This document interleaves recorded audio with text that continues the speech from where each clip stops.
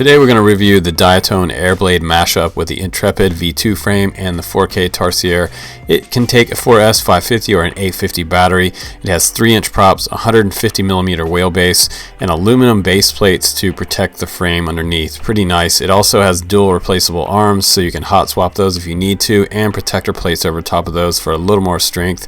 We also have a TBS Unify VTX on there, and a Mamba F405 running Betaflight 3.5.1, and we have 25 amp ESCs on this baby, handling 4S quite easily. The Kodak 4K Tarsier, which also has app support. You can change up the resolution and start and stop the recording pretty easily. U3 class micro SD on this baby or better. Also 1408 Mamba motors with 4000 kV running 3 to 4S batteries, no problem. And we have hardware on the bottom, 4 bolts, and they are non-recessed bolts, but they're also Diatones, so they're pretty sweet. We have solid camera protection front, top, and back in the bottom.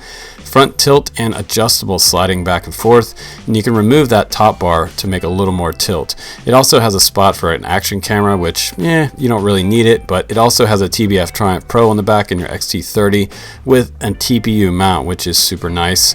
And we have about 2mm on the front camera mount, 2.5mm on the top and bottom plates, and we have around 3mm on the arms. That's pretty durable.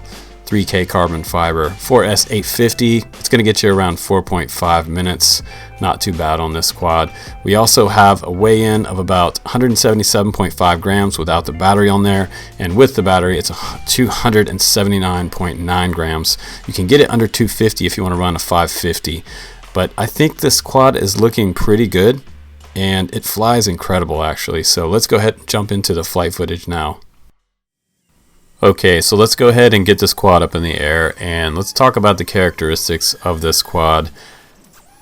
First of all, my first impression of this quad was it didn't really feel like your typical cinema whoop that I've been flying. So cinema whoops are just one of those kind of, they're their own beast, and really they fly very slow, straight, and they get great cinema style video, but I really haven't had a whole lot of experience with these Freestyle 4K quads, and I gotta say this is kind of a refreshing change up from what I have been experiencing with the Kodak Tarsier. I've done some amazing stuff with it so far, but I think this is probably leveling up a little bit as far as the fun factor. It's just, I like to fly freestyle and try things that I've never tried before, and having a little 4K support on there, recording some of that is nice. And look at how nice this quad slows down right there. Just kind of slow down and go through the gap in the fence. And the camera on here is also good enough that you can see where you're going. It's all just a tiny bit of gel on that punch out, but wasn't that punch out kind of amazing? Very, very nice. Now let's try to power loop this goalpost. We'll see how it handles a power loop. Plenty of power with this 1408s coming back around, no problem at all. You can also power loop larger structures, and I feel like I have a ton of control with this quad, so it is kind of flying on rails. The tune on here is excellent. Now here is where we're going to get into a durability test here coming up in a minute.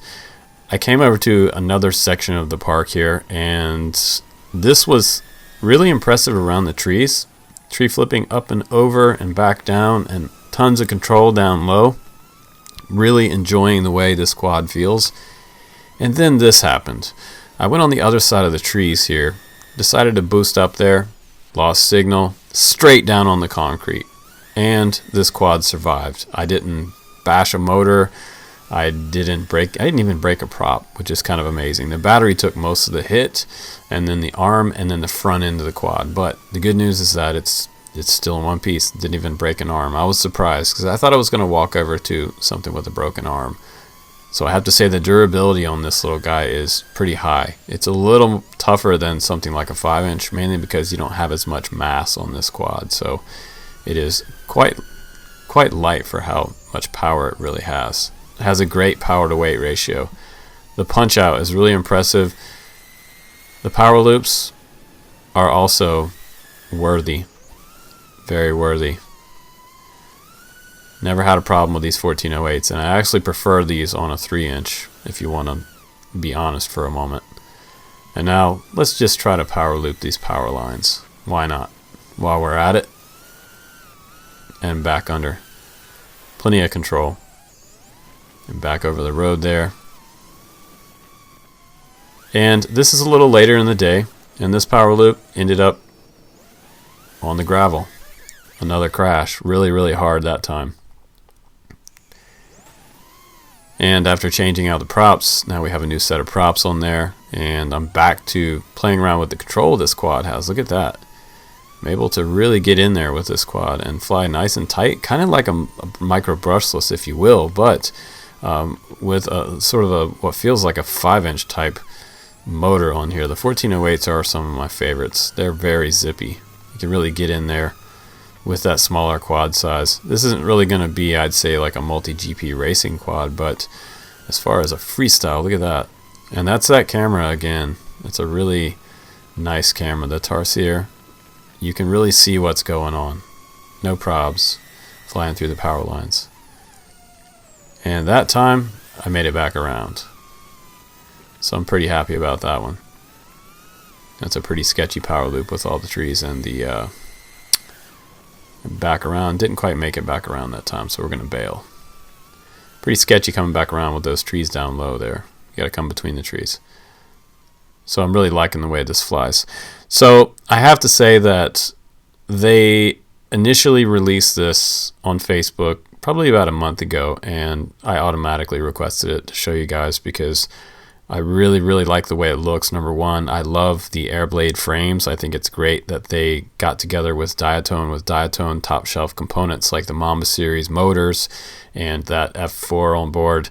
A very solid stack, sort of action camera mount up front. Not really needed. I think you could put a bigger battery there if you didn't have that. Those two teeth sticking out on the very back part of the camera plate. But other than that, everything else on here, it checks out really nicely. So I think you're safe to buy this one if you want a really kick-ass freestyle quad. 4.6 stars out of 5 from me. A very nice freestyle quad with 4K capability. So it's got my 2 thumbs up and my vote. Guys, take care, and I'll see you on the next one.